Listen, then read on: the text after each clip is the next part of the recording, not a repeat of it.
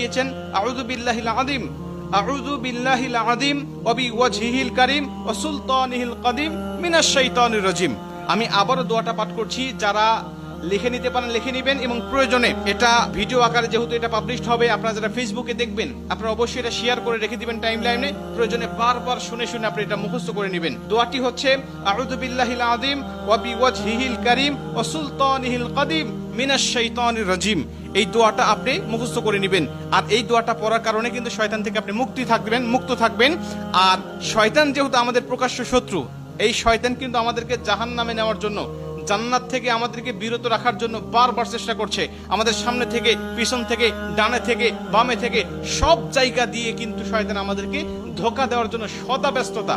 আল্লাহর সাথে সে চ্যালেঞ্জ করে আসছে। আল্লাহকে বলছে, আল্লাহ প্রয়োজনে তুমি জান্নাতের সংখ্যা কমিয়ে ফেলো, জাহান্নামের সংখ্যা বাড়িয়ে দাও, কারণ আমি মানুষগুলোকে যেভাবে ধোঁকা দেব, এই ধোঁকায় সে বোকা হয়ে তোমার ইবাদত আর গোলামি সে করবে না।